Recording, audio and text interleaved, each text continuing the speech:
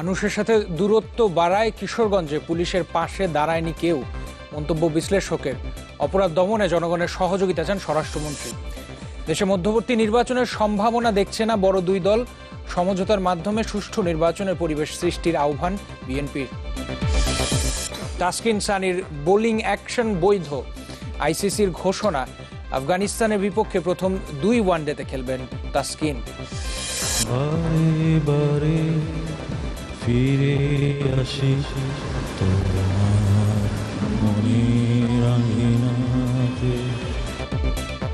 ফুসফুসের ক্যান্সারের সাথে লড়ছেন লাকিয়া খান। চিকিৎসার নাম ভাঙিয়ে টাকা তোলার বন্ধের আহ্বান।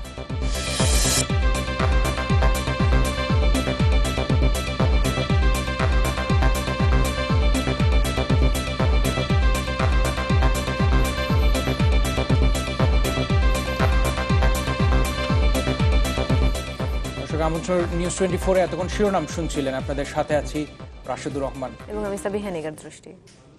আরএফএল ওয়াটার পাম্প, পানি দেবে টেনশন নয়। দুজন হামলাকারী এলোপাতাড়ি কোপাচ্ছে এক পুলিশ সদস্যকে। মৃত্যু নিশ্চিত না হওয়া পর্যন্ত চলে এই নৃশংসতা। আশপাশে অনেক মানুষ থাকলেও এগিয়ে আসেনি কেউ। রোজার ঈদের দিন কিশোরগঞ্জের শোলাকিয়ার এই ঘটনার ভিডিও চিত্রে দেখা যাচ্ছে এমনই নির্মম দৃশ্য।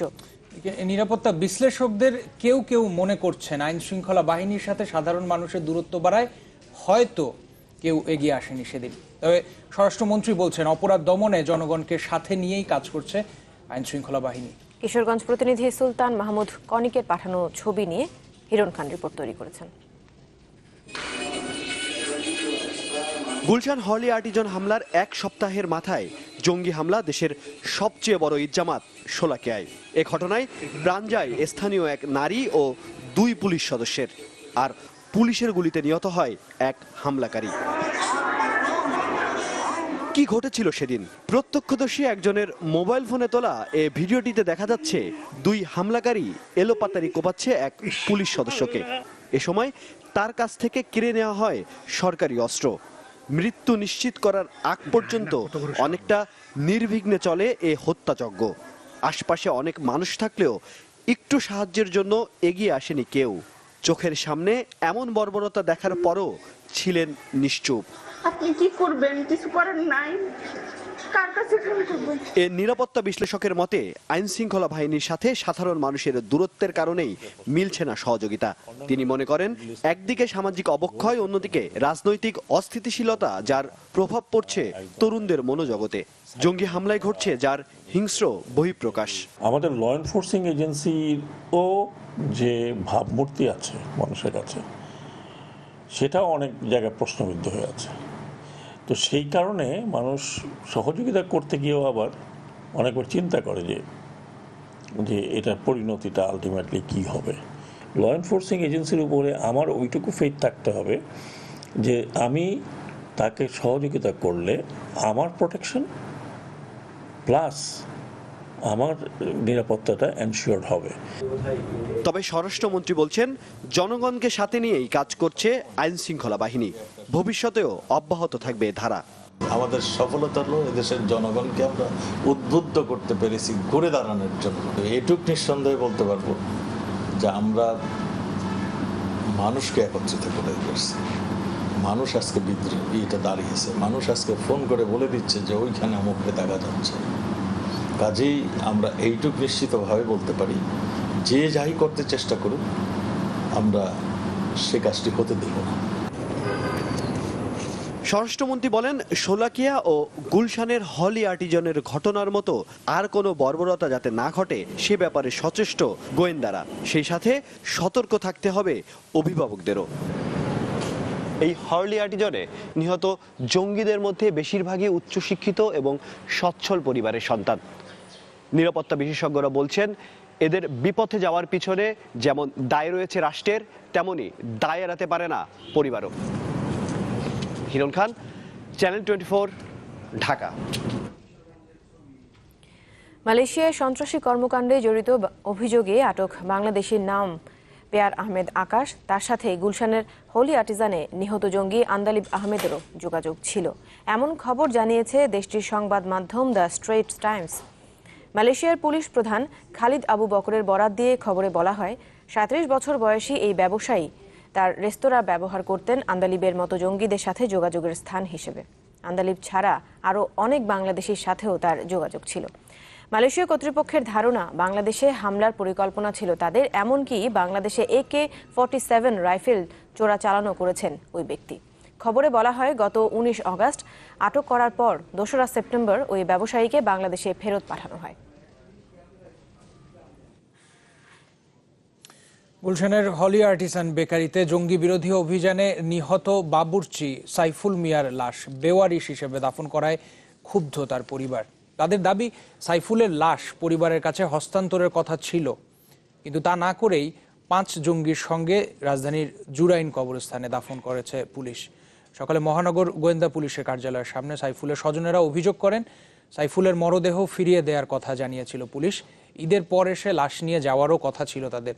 এরই মধ্যে পরিবার থেকে বিভিন্ন তথ্য ও ডিএনএ নমুনা সংগ্রহ করা হয়, কিন্তু সংবাদ মাধ্যমে তারা দেখতে পান নিহত 5 জঙ্গির সাথে সাইফুলকেও বেওয়ারিশ হিসেবে দাফন করা হয়েছে। তাই লাশ ফিরিয়ে দেওয়ার দাবি সাইফুলের পরিবারের।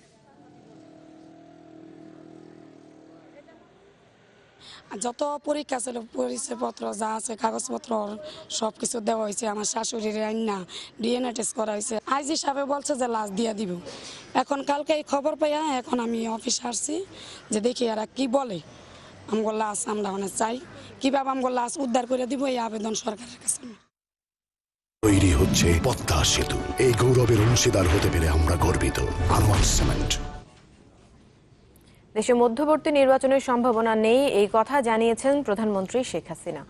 নিউ ইয়র্ক সফরের শেষ দিনে সংবাদ সম্মেলনে এই কথা জানান তিনি। বলেন, সন্ত্রাস দমনে বিএনপির কাছ থেকে ভালো কিছু আশা করা যায় না।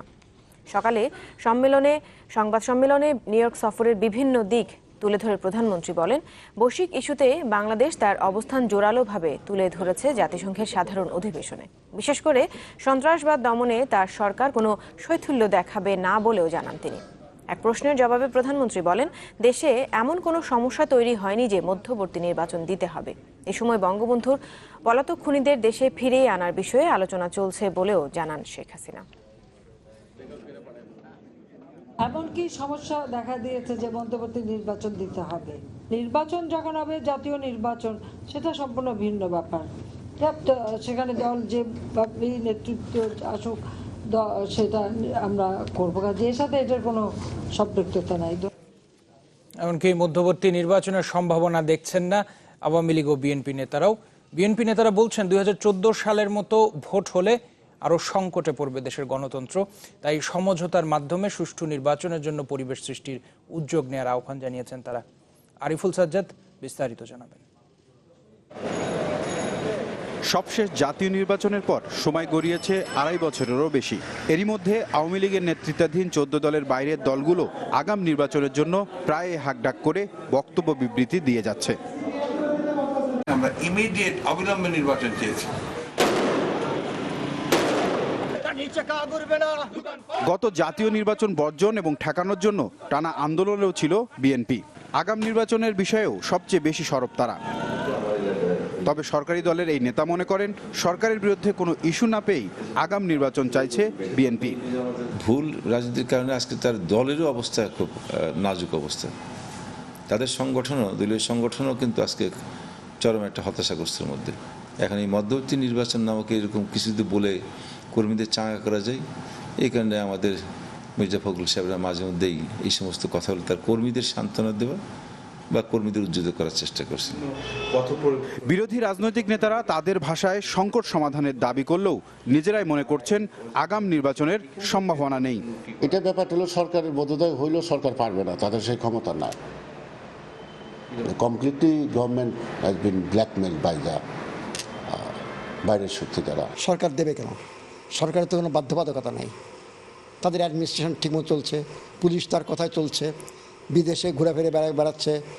So they are very confident. গত জাতীয় নির্বাচনে প্রতিদ্বন্দ্বী কোনো প্রার্থী না থাকায় 150 বেশি আসনে ভোটেরই দরকার পড়েনি। তাই পরবর্তী নির্বাচনের আগে যাতে এমন পরিস্থিতি আবার তৈরি না হয়, এমনটাই চান বিরোধী দলের নেতারা। যারা ক্ষমতা আছে তারা আসবে কি ক্ষমতা থেকে যেতে হবে, এইটাও ইম্যাটেরিয়াল ভাবতে হবে, তাইলেই একটা সুষ্ঠু অবাধ নির্বাচন হইতে পারে। আর ক্ষমতায় থাকার জন্য আমি একটা নির্বাচন করব, সেই নির্বাচন তো সুষ্ঠু হবে না। সেই ধরনের নির্বাচন আরেকটা হোক, এটা নিশ্চয় আমরা চাই না। এই নির্বাচন কমিশনটাকে সত্যিকার অর্থে এরকম অপদার্থ নয়, এরকম পক্ষপাতযুক্ত নয়, সত্যিকার অর্থে একটা নিরপেক্ষ নির্বাচন চাই এবং যাতে সবাই অংশগ্রহণ করে। ইতিমধ্যে নতুন নির্বাচন কমিশন গঠনে আবারও সরগরম হয়ে উঠতে যাচ্ছে রাজনীতির মাঠ। আগামী বছরের ফেব্রুয়ারিতে বিদায় নেবে কাজী রকিবউদ্দিনের নেতৃত্বাধীন নির্বাচন কমিশন।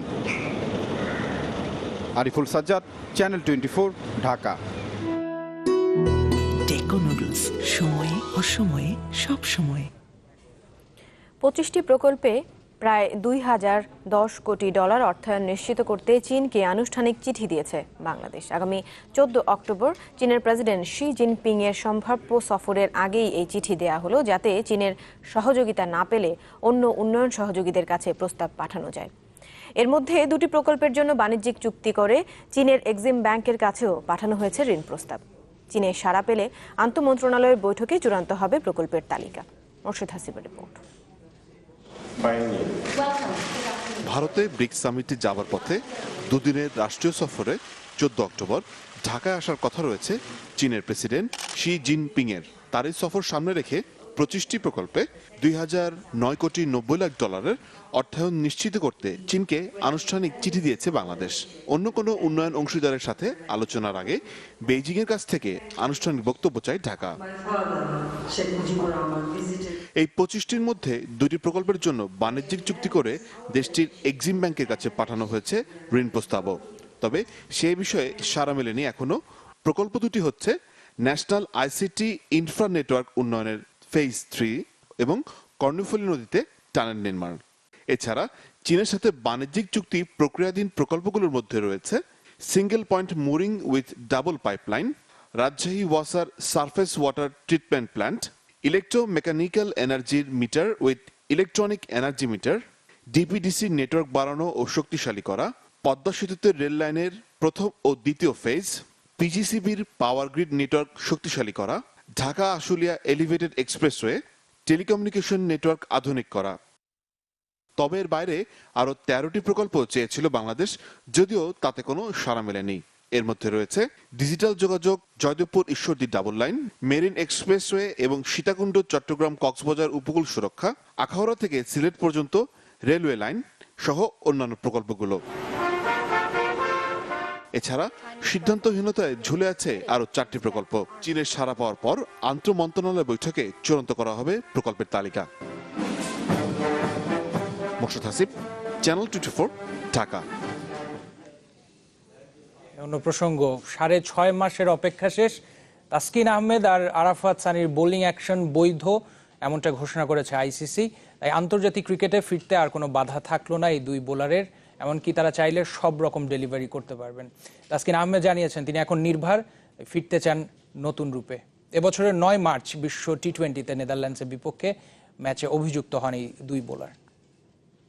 রাস্তায় বের হলেই যখন মানুষ জিজ্ঞেস করতো যে আপনি কি খেলতে পারবেন, আপনার হাত কি সোজা আছে, আপনি কি এইসব, এগুলো খুব দুঃখজনক। তো আল্লাহর রহমতে আজকে থেকে কেউ জিজ্ঞেস করবে না, আর যাতে কোনোদিন নাও জিজ্ঞেস করে, এভাবে আমরা খেলার চেষ্টা করবো।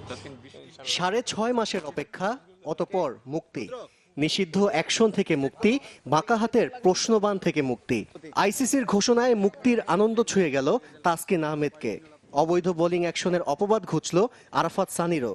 কি অপূর্ব মিল! 9 মার্চ 2016 একই দিন রিপোর্টেড হয়েছিলেন দুজন, ফিরলেনও একসাথে একদিনে। মাঝের চড়াই উতরাইয়ের অসহনীয় সময়টাকে ভুলে সামনে চোখ ঢাকা এক্সপ্রেসের। তো আফগানিস্তান সিরিজের সুযোগ হলে আবার 100% দিয়ে চেষ্টা করব, কারণ সবাই অনেক আশা করে এবং আল্লাহর আমি লাকি যে মাঝখানে কোনো সিরিজ মিস হয় নাই। তো যদি এটা খেলতে পারি তো ইনশাল্লাহ আবার ভালো কিছু দেওয়ার চেষ্টা করবো। আর তাছাড়া তাসকিনের ফেরা নিয়ে কোটি ক্রিকেট প্রেমীর রোমাঞ্চটা জানা, তবে আসন্ন হোম সিরিজ নিয়ে ক্রিকেট বোর্ডের পরিকল্পনাও কম নয়। যে কারণে আফগানদের বিপক্ষে প্রথম 2 ওয়ানডের জন্য ঘোষিত দল 14 নয় 13 সদস্যের। বোর্ডের যেন জানাই ছিল ফিরবেন তাসকিন। দলে 21 বছরের তরুণ কতটা গুরুত্বপূর্ণ তার ব্যাখ্যা দিলেন টিম ম্যানেজার খালেদ মাহমুদ। আমাদের ক্রিকেটের জন্য অবশ্যই খুব ইম্পর্টেন্ট ছিল, কারণ ডেফিনেটলি দুজনই আমাদের জন্য খুব কি ইম্পর্টেন্ট প্লেয়ার এবং তাদের ফিরে আসলে অবশ্যই বাংলাদেশের জন্য দারুণ একটা খুশি। তাসকিন আরাফাত সানির কোনো বিশেষ ডেলিভারির উপর নিষেধাজ্ঞা নেই আইসিসির, অর্থাৎ করতে পারবেন সব ধরনের বল। অ্যাকশন শুধরে কি সেই চেনা রূপে দেখা যাবে ঢাকা এক্সপ্রেসকে? এগুলো সবকিছু নিজের কাছেই, তো আমি আমার 100% দিব। আল্লাহর অশেষ রহমত থাকলে আগের থেকে বেটার কিছুও তো হতে পারে। আশরিক রুদ্র, চ্যানেল 24, ঢাকা। গান আর লাকি আখন্দ যেন একই সুতোয় গাঁথা, যার মায়াবী কণ্ঠে একসময়ে সুর তুলতো আবার এলো যে সন্ধ্যা, এই নীল মনিহার আমায় ডেকোনার মতো কিন্তু একটা গান ছিল, খেয়াল আছে কিনা? এমনকি এরকম অনেক কালজয়ী গানই আমরা তার কণ্ঠে শুনেছি, কিন্তু এখন তার দিন কাটছে হাসপাতালের বিছানায়। অশোক দুরারোগ্য ফুসফুস ক্যান্সারে আক্রান্ত হয়ে লড়ছেন মৃত্যুর সাথে, তবুও স্বপ্ন দেখেন দ্রুতই সুস্থ হয়ে আবার ফিরে আসবেন ভালো লাগা আর ভালোবাসার জগতে। মাসুদুর রহমান আমাদের সহকর্মী গিয়েছিলেন তার সাথে দেখা করতে, সেখান থেকে একটি রিপোর্ট তৈরি করেছেন, আর ক্যামেরায় ছিলেন সেখানে সুকান্ত সরকার। ফিরে আসি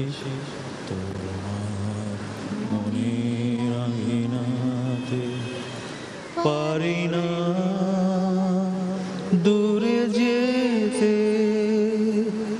তোমায় ছেড়ে যেতে। এখনো গাইছেন লাকি আখন্দ। মিশে আছো আমার সকল ভাবনাতে। গানের কথা, সুর, লয় সবই ঠিকঠাক, শুধু কোথায় যেন হারিয়ে গেছে সেই মধুর আওয়াজ।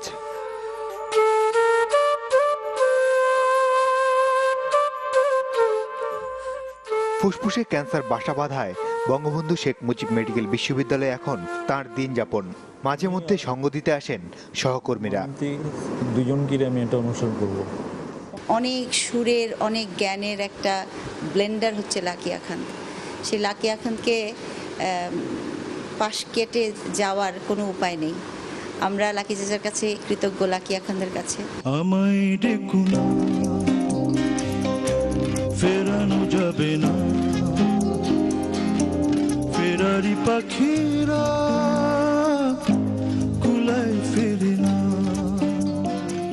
মনের অজান্তে লাকি আখন্দের গান গুনগুনিয়ে গেয়ে ওঠেননি এমন মানুষ পাওয়া ভার। গান লেখা, সুর করা, গাওয়া সব মিলিয়ে দীর্ঘ 3 দশকের সঙ্গীত সাধনায় আধুনিক বাংলা গানকে নিয়ে গেছেন অনন্য উচ্চতায়। যেখানে সীমান্ত তোমার, সেখানে বসন্ত আমার, ভালোবাসার হৃদয়ে আমি বারে বার আসি ফিরে, ডাকি তোমার কাছে। লাকি আখন্দের এখন স্বপ্ন সুস্থ হলে মিউজিক ইনস্টিটিউট গড়বেন। প্রধানমন্ত্রী সহ যারা তার চিকিৎসায় পাশে ছিলেন সবার প্রতি কৃতজ্ঞতা জানিয়েছেন স্বাধীন বাংলা বেতার কেন্দ্রের এই কিংবদন্তি শিল্পী। বাংলাদেশ নিয়ে প্রচুর স্বপ্ন, কারণ আমাকে যদি কেউ সুযোগ দেয়, ইন্ডিয়া পাকিস্তান আছে যে অনেক ভালো একটা মিউজিশিয়ান গোষ্ঠী, একটা মিউজিক্যাল ইনস্টিটিউট জেনারেশন, এটা আমি প্রমাণ করে দিতে পারবো। লাকি আখন্দের চিকিৎসার জন্য এখন দরকার প্রচুর অর্থের, তবে কেউ যেন তার নাম ভাঙিয়ে অন্য কিছু করতে না পারে, সেজন্য চাইলেন সবার সহযোগিতা। বিভিন্ন মানুষ, বিভিন্ন সংগঠন আপনার টাকা পয়সা উঠাচ্ছে, এমনকি 50-60 লাখ টাকা অলরেডি উঠিয়ে ফেলেছে। কোনোটা অর্গানাইজেশন চেষ্টা করেন তাহলে এটা একটা ব্যবস্থা হতে পারে। হ্যাঁ, করলে একটু সিরিয়াসলি ব্যবস্থা করতে হবে, এতটা ধরা পড়ে।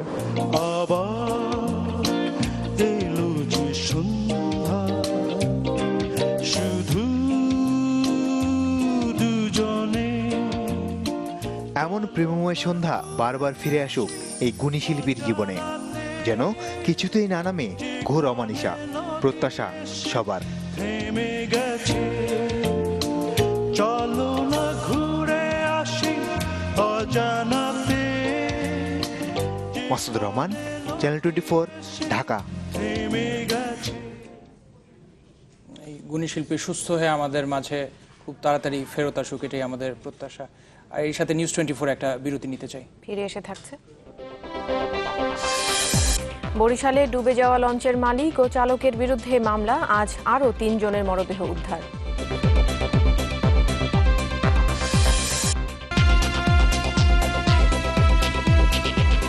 আবারও আমন্ত্রণ, আপনারা নিউজ 24 দেখছেন।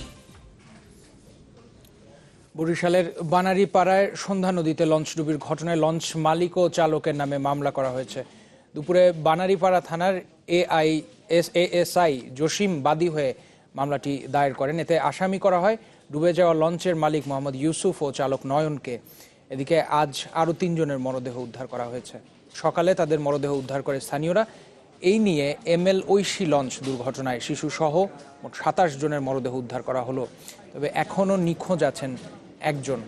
গত বুধবার ঘাটে ফেরার সময় তীব্র স্রোতের কবলে পড়ে ডুবে যায় এই লঞ্চটি। রাজধানীর হাজারীবাগ থেকে সাভারের চামড়া শিল্প নগরীতে কারখানা সরিয়ে নেওয়ার প্রক্রিয়া চলছে ধীর গতিতে। এ পর্যন্ত সরানো হয়েছে মাত্র 6টি কারখানা। কর্তৃপক্ষ বলছে, ঢাকা থেকে কারখানা দ্রুত না সরালে সাভারে শোধনাগার স্থাপন অর্থহীন হয়ে পড়বে। আর চামড়া শিল্প নগরী পরিদর্শন করে পরিবেশবিদরা বলছেন, ট্যানারি মালিকদের এখানে না আসার কোনো কারণ নেই। পরিবেশ বিপর্যয় ঠেকাতে হাজারীবাগ থেকে ট্যানারি শিল্প সরানোর চেষ্টা চলছে 1.5 দশকেরও বেশি সময় ধরে। এ লক্ষ্যে সাভারের হেমায়েতপুরে ধলেশ্বরী নদীর তীরে গড়ে উঠেছে চামড়া শিল্পনগরী। এখানে স্থাপন করা হচ্ছে অত্যাধুনিক বর্জ্য পরিশোধনাগার অর্থাৎ ইটিপি। সার্বিক ব্যবস্থাপনা দেখতে শুক্রবার সেখানে যান পরিবেশবাদীদের একটি দল। কর্তৃপক্ষ তাদের সহায়তা করেন। 12,500 metre cube per day waste water যদি ডেলি আসে আমরা হ্যান্ডেল করতে পারবো। বর্জ্য আসলে আমরা হ্যান্ডেল করতে পারবো, বেসিক এখানে এটা হ্যান্ডেল করতে পারবে। কিন্তু পুরো 4টা মডিউল শেষ হতে ডিসেম্বর পর্যন্ত সময় লাগবে। সব দেখে শুনে পরিবেশবাদীরা মোটামুটি সন্তুষ্ট, তবে বাকি কাজটুকু দ্রুত করার তাগিদ দিলেন তারা। যেটুকু তারা করেছেন, তারা বলছেন যে 40-50টা ট্যানারিকে তারা এখানে অ্যাকোমোডেট করতে পারবেন। যদি তাই হয় তাহলে ট্যানারিওয়ালাদের শিফট করা উচিত ইমিডিয়েট। কিন্তু ট্যানারিওয়ালাদের সমস্যা হচ্ছে, তারা কোনো না কোনো বিষয় দেখিয়ে সবসময় এটা ডিলে করতে চান। স্থানান্তর প্রক্রিয়া একটা পর্যায়ে না আসলে যে পরিমাণ বর্জ্যদের দরকার এই পদ্ধতিকে চালু করতে, এই প্ল্যান্টকে চালু করতে, সে পরিমাণ বর্জ্য তারা পাবে না। ফলে এইখানকার প্রস্তুতি নিয়ে আমরা এই মুহূর্তে খুব অসন্তুষ্ট না। তবে 2-1টি ক্ষেত্রে আরও একটু প্রস্তুতির দরকার আছে, যেমন সলিড ওয়েস্ট ম্যানেজমেন্ট। কিন্তু সলিড ওয়েস্ট ম্যানেজমেন্ট এখন হাজারীবাগে যেভাবে হচ্ছে, এখানে অন্তত তার চাইতে তো ভালো হবে। তবে ট্যানারি মালিকরা এখনো নানা অজুহাত দিয়ে যাচ্ছেন। বাই ডিসেম্বর মেজরিটি ট্যানারি বা পৌঁছে যে আসতে পারবে, কিন্তু আমাদের যে সমস্যা যেটা বললাম, জমিটা আমাদের নামে রেজিস্ট্রেশন হতে হবে, একটা দাম ফিক্সড হতে হবে, যাতে আমরা শর্ট টার্ম লোন পাই, লং টার্ম বেসিসে। শিল্পনগর গড়ে উঠলেও হাজারীবাগ থেকে কবে নাগাদ সব ট্যানারি এখানে আসবে তা এখনো অনিশ্চিত। GM Mustafizul Alam, channel 24, Savar, Dhaka. বাজার কিন্তু একেবারেই 6 লাভ বলা চলে ইলিশে। দামের কথা যদি বলি, সাধারণ মানুষের নাগালে এটা বলতেই হবে। স্বল্প আয়ের যে মানুষ, তাদের যে বছরের পর বছর ইলিশ খেতে না পারার আক্ষেপ, আমার মনে হয় এবার সেটা ঘুচবে। যদিও শুক্রবার ছুটির দিনে চাহিদা বেড়ে যাওয়ায় দাম কিছুটা বেড়েছে, তারপরও খুশি ভোজন রসিক বাঙালি, কিনছেন ইলিশ হালি দরে। সহকর্মী হাসনাত রাব্বির কাছে ইলিশ বাজারের খবর। 5টা যদি নেন একবারে 40,000 টাকা পড়বো। রূপালী ইলিশ 30,000 টাকা আলি, 1 কেজি 200-250 গ্রাম ওজন। যেটা কিছু তো ইলিশ আছে, কিন্তু আমরা নিতে পারতেছি না, দাম অনেক চাচ্ছে। জাতীয় মাছ হলেও বছরের পর বছর স্বল্প আয়ের মানুষের নাগালের বাইরেই ছিল ইলিশ। পয়লা বৈশাখ তো দূরে থাক, ভরা মৌসুমে পাতে ইলিশ না পড়ার আক্ষেপ ছিল সাধারণ মানুষের। একদম 700, একদম 700, একদম 700। তবে সেই আক্ষেপ ঘুচেছে এবার। বেশ কিছুদিন ধরেই বাজারে ইলিশের সরবরাহ প্রচুর, দামও হাতের নাগালেই। একটা দুটো নয়, ক্রেতারা কিনছেন হালি দরে। যদিও ক্রেতারা বলছেন, শুক্রবার ছুটির দিন হওয়ায় দাম কয়েকদিনের তুলনায় বেড়েছে। দাম বেশি, অনেক বেশি। 1 কেজি 100 গ্রাম নিয়েছি, 720 টাকা পড়ছে। মনে করেন সবাই আসতেছে তো, মাছে ভিড় করতেছে, মনে করেন যে দাম বেশি, এই জন্যই আর কি। আর বিক্রেতাদের দাবি, মাঝারি ও ছোট ইলিশের দাম এখনো যথেষ্ট কম, তবে 1 কেজি বা তার বড় ইলিশের দাম কিছুটা বেশি। 1 কেজি ইলিশ এখন একুরেট যেটা 1 কেজি হয় এখনো 1200 টাকা পিস মাইপে বিক্রি হয়। এটা 750 800 এটা ছিল, কিন্তু এখন আবার দাম বাইরে গেছে হঠাৎ করে, বড় মাছটা বেশি। সবসময় তো 100 গ্রাম থাকে না, একটু 19-20 হাফ ডাউন হয়, তার কারণে একটু দাম বাইরে। আর বাজার যখন ইলিশে সয়লাভ, তখন প্রভাব অবশ্যই পড়েছে মাংসের বাজারে। ক্রেতা কম, তারপরও গরু খাসির মাংস বিক্রি হচ্ছে আগের দামেই। না, খুচরা বিক্রি হচ্ছে না। খুচরা বিক্রি তো মানুষের বাসা তো বুঝতে আছে, যার কারণে খুচরা বিক্রি নাই। আগে 3টা 4টা করতে মানে 1টা করে। কিছুটা বেড়েছে ভোজ্য তেলের দাম। খুচরা বাজারে প্রতি লিটারে সয়াবিন বিক্রি হচ্ছে 2 টাকা বেশি দামে। ঈদের পর আবারও কেজিতে 2 টাকা বেড়েছে চিনির দাম। দাম বাড়তে আগের থেকে, তাছাড়া এমনিতে 4 টাকা কম ছিল, এই 2 দিন আবার বাইরে গেছে। কম আর বেশির কথা এখন আমরা জানি না, যেহেতু আমাদের কাছে আগের মাল আছে, আগের দামে যা আছে গেলে আমরা বিক্রি করি। চিনি 1-2 টাকা করে বাড়ছে কেজি প্রতি। তবে বিভিন্ন মশলা বিক্রি হচ্ছে আগের দামেই। হাসনাত রাব্বি, চ্যানেল 24, ঢাকা। সময় হলো আরো একটা বিরতি, এরপর যা থাকছে। মুন্সিগঞ্জে গ্রাম্য সালিশে 23 শিক্ষার্থীকে বেত্রাঘাত করায় ইউপি চেয়ারম্যান সহ 25 জনের বিরুদ্ধে মামলা, গ্রেপ্তার 3 জন।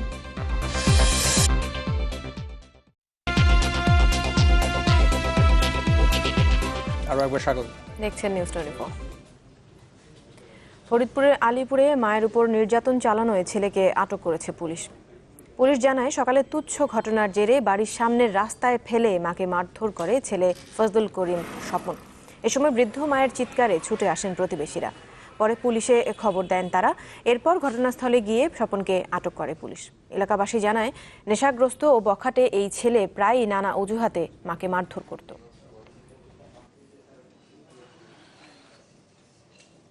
মুন্সিগঞ্জে গ্রাম্য সালিশে 23 শিক্ষার্থীকে বেত্রাঘাত করা এক ইউনিয়ন পরিষদের চেয়ারম্যান সহ 25 জনের নামে মামলা করা হয়েছে।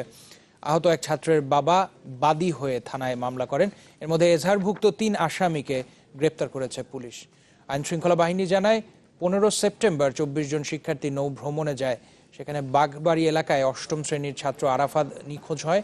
পরে ইছামতি নদীতে তার মরদেহ মেলে। এ ঘটনায় গ্রাম্য সালিশে বাকি 23 শিক্ষার্থীকে বেত্রাঘাত আর 50,000 টাকা জরিমানা করে পঞ্চসার ইউপি চেয়ারম্যান গোলাম মোস্তফা। পরে আহত এক শিক্ষার্থীর বাবা বাদী হয়ে ওই চেয়ারম্যান সহ 25 জনকে আসামি করে থানায় মামলা দায়ের করেন। রাজধানীর পর এবার চট্টগ্রামের যানবাহন চলাচলের নিয়ন্ত্রণে কাজ করছেন নারী পুলিশ সদস্যরা। প্রাথমিকভাবে নগরীর 8টি স্থানে দায়িত্ব দেওয়া হচ্ছে 20 জন নারী পুলিশ সদস্যকে। কেবল যান চলাচল নয়, প্রবীণ নারী এবং শিশুদেরও রাস্তা পারাপারে সহায়তা করছেন তারা। এমন উদ্যোগকে সাধুবাদ জানিয়েছেন পথচারীরা। আমাদের সহকর্মী রনি দত্তর রিপোর্ট, ছবি তুলেছেন আবু জাহেদ। কখনো হাতের ইশারায় যানবাহন চলাচল নিয়ন্ত্রণ, কখনো পথচারীকে রাস্তা পারাপারে সহায়তা।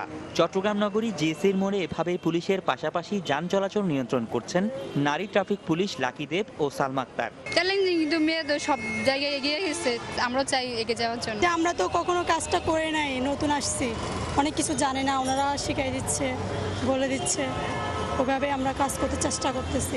কেবল তারাই নয়, এমন 20 নারী পুলিশ সদস্য দায়িত্ব পালন করছেন নিউ মার্কেট, আগ্রাবাদ, কোনাকমোড়, দেওয়ানহাট সহ নগরীর 8টি গুরুত্বপূর্ণ স্থানে, যা চট্টগ্রাম শহরে প্রথম। যাতে যানজট না লাগে, রাস্তার গাড়িগুলো সুন্দরভাবে লাইন করে রাখার জন্য সবকিছু মোটামুটি সুন্দরভাবে করতে পারছি, বিদায় আমাদের খুব ভালো লাগতেছে। প্রতিনিয়তই চ্যালেঞ্জ নিয়ে কাজ করতে হয়, তারপরেও তারা নতুন এই বিভাগে ভালোই কাজ করতেছে, আমাদেরকে সহযোগিতা করতেছে। যান চলাচল নিয়ন্ত্রণের পাশাপাশি প্রবীণ নারী, শিশু ও শিক্ষার্থীদেরও সহায়তা করছেন এসব নারী পুলিশ। একটা মেয়ে ট্রাফিক যেভাবে মেয়েদের প্রবলেমগুলো বুঝবে, ছেলে ট্রাফিকটা নাও বুঝতে পারে, তো সেই জায়গায় অবভিয়াসলি আমাদের ভালোই লাগে। অবশ্যই ভালো লাগবে, ওই আজকেই তো দেখলাম নারী ট্রাফিক পুলিশ, ভালো লাগছে। গেল 1 মাস ধরে কাজ করছেন নারী পুলিশ সদস্যরা। তাদের কাজে সাফল্য আশায় এই বিভাগে নারী সদস্য আরও বাড়ানোর কথা জানান পুলিশের ঊর্ধ্বতন এই কর্মকর্তা। আমরা এই পর্যন্ত খুবই পজিটিভ একটা রেসপন্স পেয়েছি। রাস্তায় মহিলারা সিএনজি যদি যেতে না চায়, কমপ্লেনটা কিন্তু নারী কনস্টেবল করতে স্বাচ্ছন্দ্য বোধ করে পুরুষ হচ্ছে। তাদের প্রাথমিক কোনো সমস্যা থাকলে তারা হয়তো ওই মহিলা সিনিয়র অফিসারকে বলতে স্বাচ্ছন্দ্য বোধ করবে। এই চিন্তাধারা থেকে আমরা ট্রাফিকে কিছু মহিলা সিনিয়র অফিসার দেব। বর্তমানে সার্জেন্ট ও কনস্টেবল মিলে ট্রাফিক বিভাগে কর্মরত আছে প্রায় 750 পুলিশ সদস্য। রনি দত্ত, চ্যানেল 24, চট্টগ্রাম। আরেকটা বিরতির সময় হলো, ফিরে এসে থাকছে মানবতার এক অনন্য উদাহরণ। মার্কিন শিশু অ্যালেক্স ওবামাকে লেখা চিঠি নিয়ে তোলপাড়।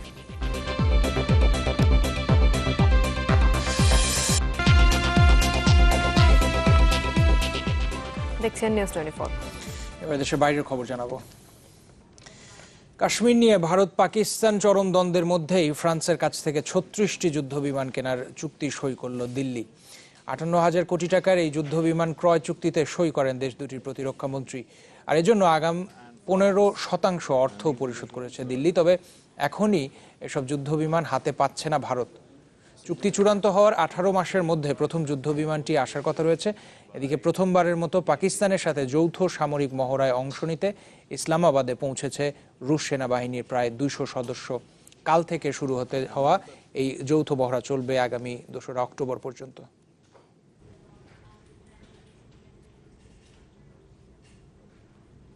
যুদ্ধবিধ্বস্ত সিরিয়ান শিশু ওমরান দানেশকে মনে আছে নিশ্চয়ই।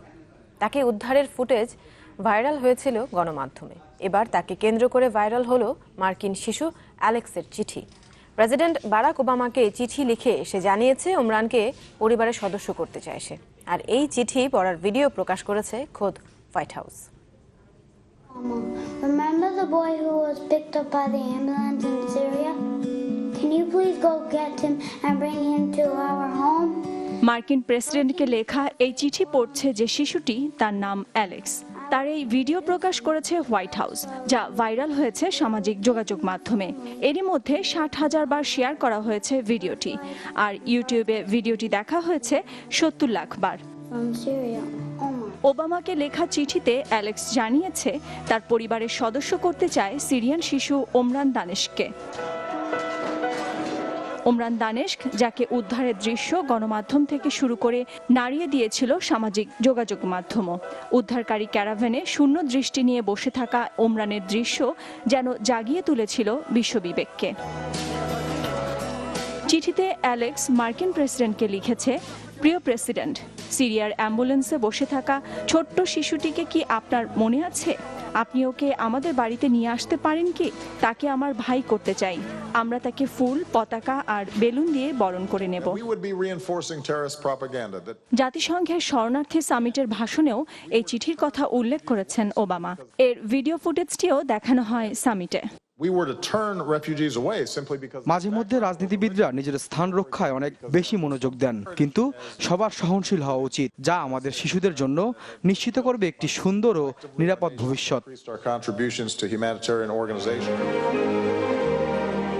ওমরান তার বাবা মার কাছেই আছে, কিন্তু সিরিয়া সহ যুদ্ধবিধ্বস্ত দেশগুলোয় তার মতো অসংখ্য শিশু রয়েছে যাদের বাবা মাও নেই। তাদের নিয়ে কি শিশু অ্যালেক্সের মতো ভাববেন বিশ্ব নেতারা? নাদিরা জাহান, চ্যানেল 24। দর্শক, এই ছিল এখনকার মতো। এরপর স্পোর্টস 24 দেখার আমন্ত্রণ রইল। ধন্যবাদ সাথে থাকার জন্য।